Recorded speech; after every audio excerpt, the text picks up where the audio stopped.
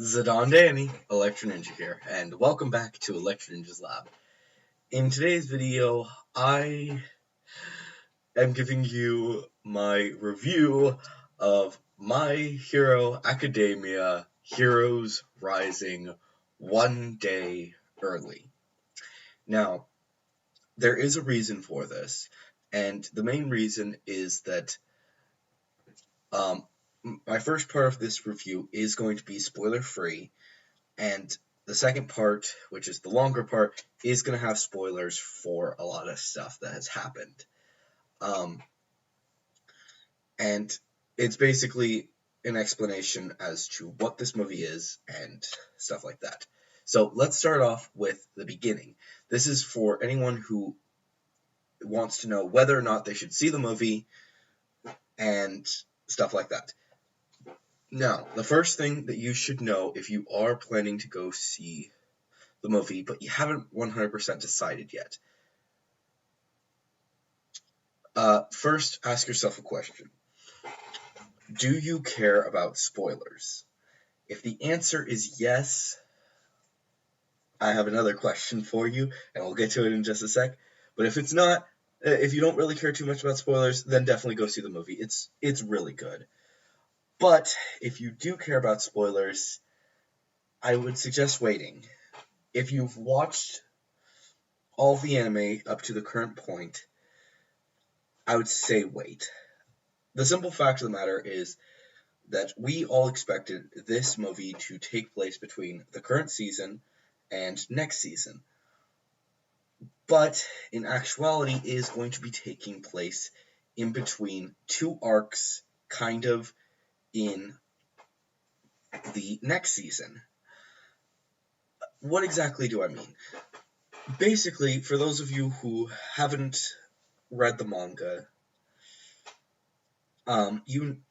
there are two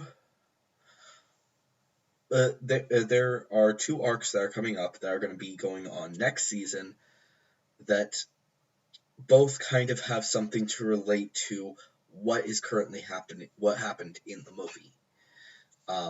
And that's all that you're going to get from me if you're just here for the spoiler-free review. If you are ready for spoilers, then you can close out of the video and we'll get into the spoiler-ish review. So, hopefully everyone's gone that wants to be gone. So let's get into this review.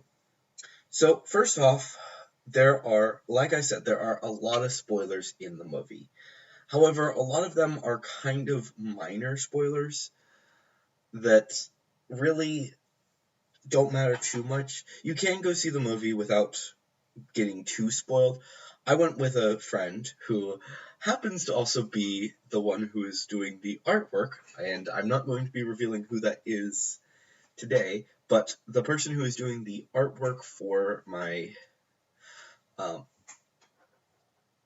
for the Build the Adventure series also went with me to see this movie, and we had a lot of fun.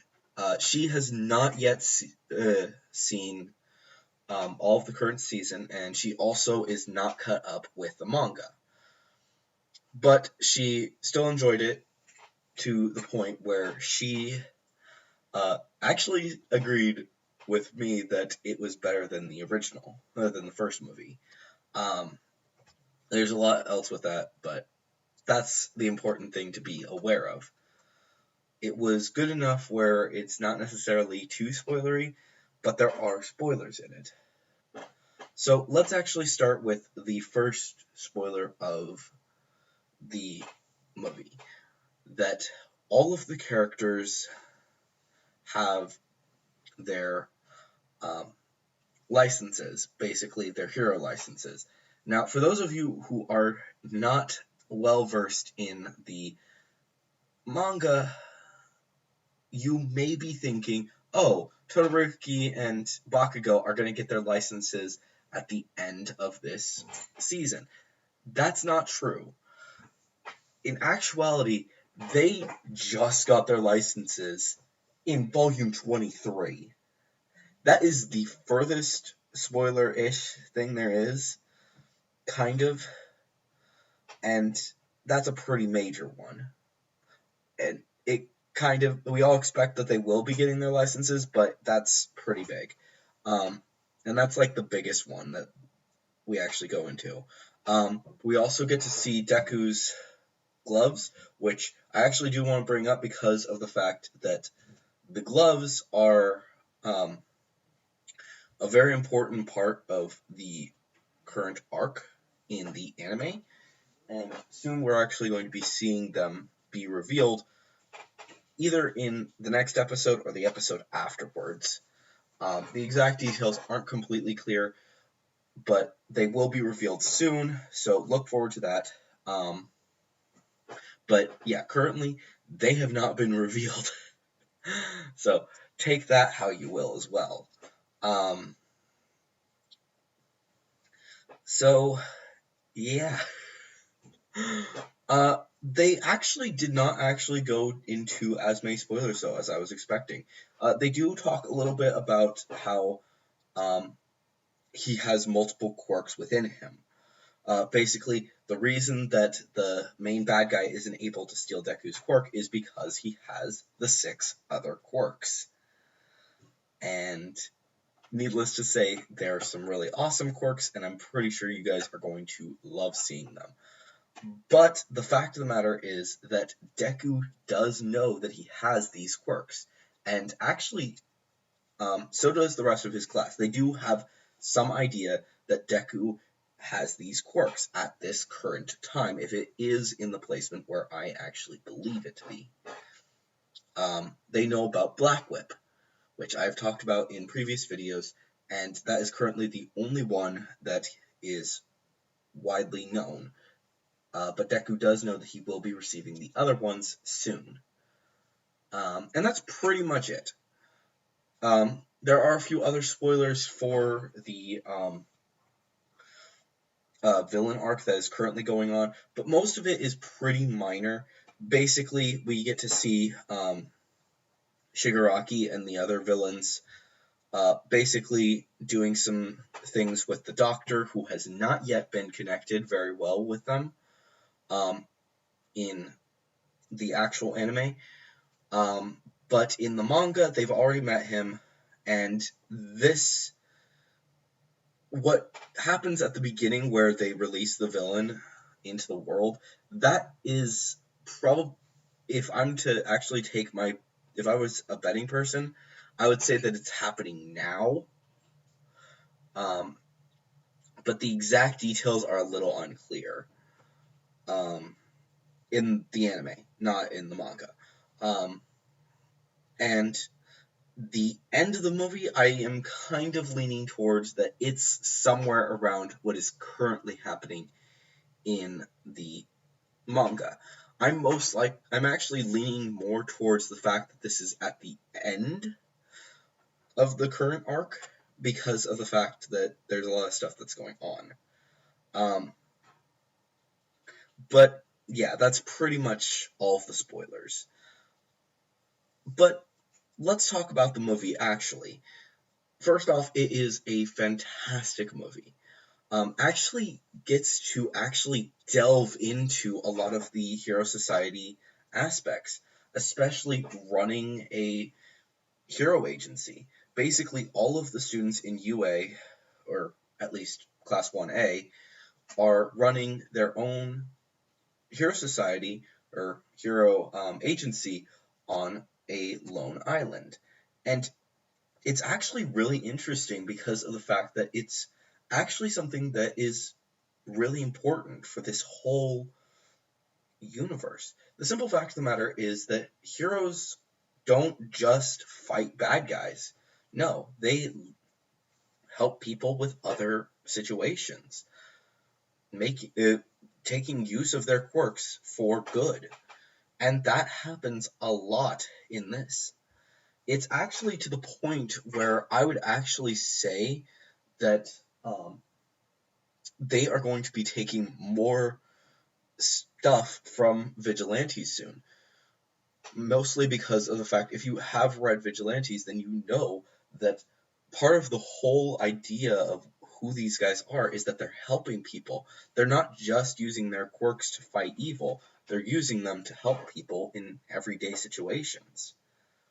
And that is a huge point of what this movie goes into. Yes, there is a lot of fighting and there is a lot of cuteness, but primarily it is to express some new information. So I do actually want to bring up another point. This is the point of movies not necessarily being canon. This is a common thing in all movies and stuff, all anime movies. Basically, something cool gets introduced and then it's immediately gotten rid of. Basically, it's a way so that they can remove the idea of the fact that this happened in the movie so that it doesn't affect things down the line. And this actually happens in this movie as well as in the original movie. In the original movie, it was Deku's new armband, or new glove, that basically allowed him to use full power punches without any drawbacks. And it was a really cool item that I kind of wish they could have kept, but they didn't. And as for this time, well, that's a bit of a spoiler, and I don't want to reveal it because that does happen at the end.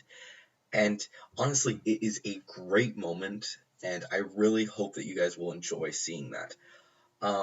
Now, another important thing to actually note is who the actors were. The main reason I want to point this out is because of the fact that one of the villains is actually played by one of my fellow YouTubers. You guys probably know him pretty well, but the Mummy is played by Brendan Blaber, aka Jello Apocalypse. Yeah, that guy. Who is one of my favorite YouTubers.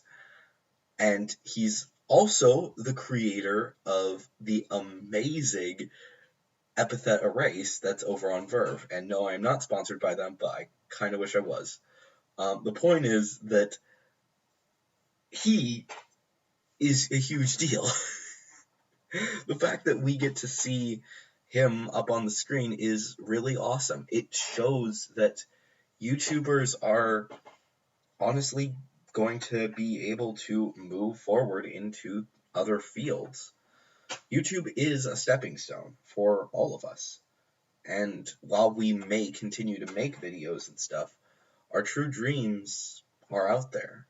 And eventually we're going to have to go and follow them. Well, Jello Apocalypse was able to make a great impact in the new My Hero Academia movie. I honestly think that he is going to continue to gain a lot of cool respect in the future. So, yeah. Most of the other actors aren't really too noteworthy. He's, like I said, Brendan Blaber is probably the most important one that we actually know about. The rest of them are pretty straightforward. The rest of the villains, pretty subpar. I actually do want to bring up the Medusa-looking one. The reason I'm gonna continue to call her Medusa, even though her name's like Blade or something. If you guys have seen the trailers, you know who I'm talking about. She looks like Medusa in the Marvel stuff. And it's just kind of weird to see that her quirk is not to be able to use her hair as, like, sending it out and stuff. No, her quirk is basically able to shoot strands of it as projectiles and stuff, and making it into blades. That's what her quirk is, and it's really cool. I just kind of wish that they could have. I kind of wish that they didn't go with that design though. And yeah, that's really my only complaint with the movie, is they should have change the Medusa-looking character, probably given her a different color hair. And it would have made her probably a lot better. But other than that, the movie was fantastic. If you are not too worried about spoilers for the rest of the anime and manga, then check it out, because it really was a fantastic movie. And like I said, most of the spoilers were pretty minor. I've spoiled more of it here on the channel than the movie did. So, and obviously not in this video, but in other videos, I've spoiled more than the actual movie did. So be aware of that. If you're not too, if you can handle what I've just explained, then honestly you should be fine. The movie is a fantastic movie that honestly does deserve some love. And while I'm not saying that this is a show it some love, that's mostly because the title is way too long to actually put the whole show, My Hero Academia, Heroes Rising, some love, because that's too long of a title and would just go off the rails. But it is still in that series, so be aware of that.